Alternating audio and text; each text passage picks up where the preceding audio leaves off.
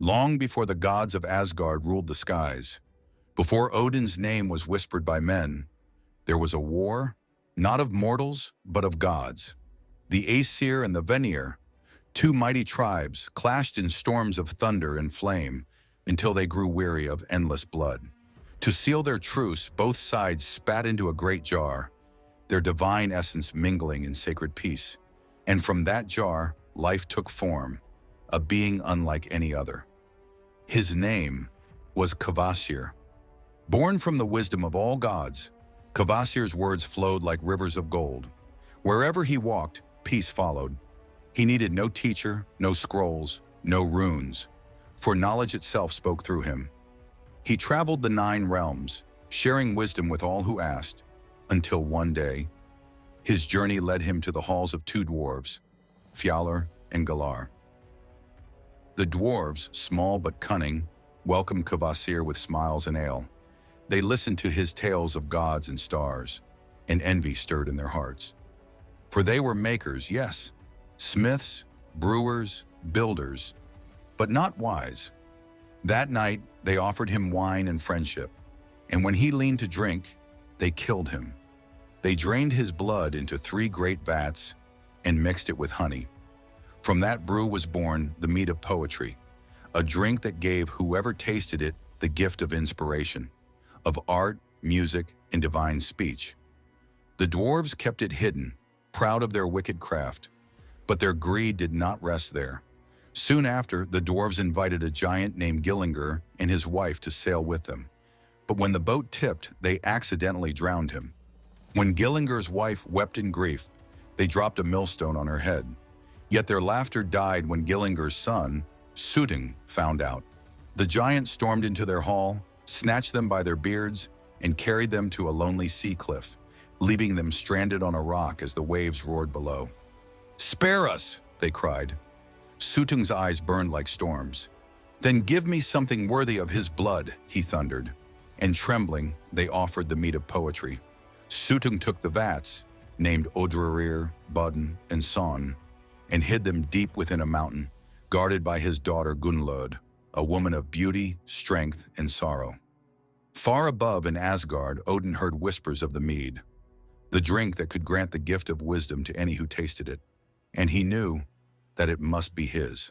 For the Allfather's hunger was not for power, but for knowledge. So he set out on a journey across the realms. Alone, cloaked in mortal form. Through fire, frost, and storm, he walked until he reached the lands of the giants. There he found Suttung's brother, Baugi, a weary farmer surrounded by 9 lazy servants. Odin disguised himself as a wanderer named Bolverkr, which means evil worker. He offered to work for Baugi for 1 summer in exchange for a single sip of the mead. When the harvest was done, Odin had done the work of all 9 men combined, for he had quietly killed them. Baugi, impressed and afraid, agreed to help. But when they asked Suttung for a taste, he laughed cruelly. "No drop of Kvasir's blood shall leave the mountain," he said. So Odin turned to trickery. He told Baugi to drill a hole into the mountain where the mead was hidden. As the stone dust fell, Odin bent close and transformed into a snake.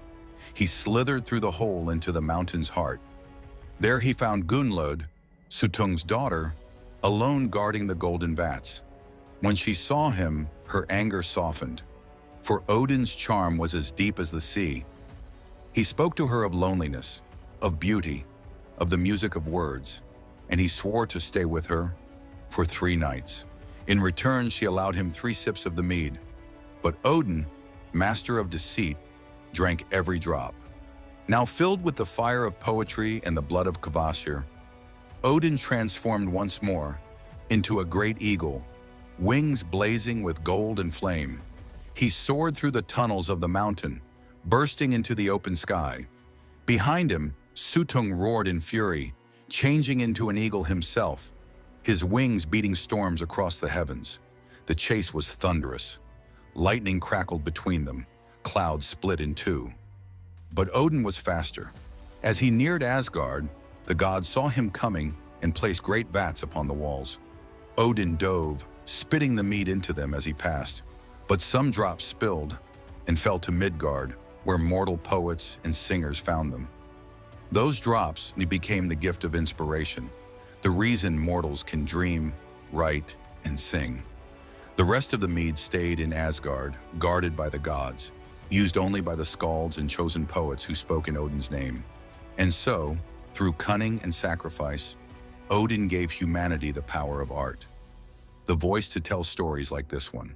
For poetry, as the gods say, is not merely words. It is divine fire, stolen from heaven and gifted to those who dare to speak. Would you risk the wrath of giants for a taste of divine wisdom? If this tale of Odin's daring and deceit inspired you, like, share, and subscribe for more ancient stories reborn in the fires of legend.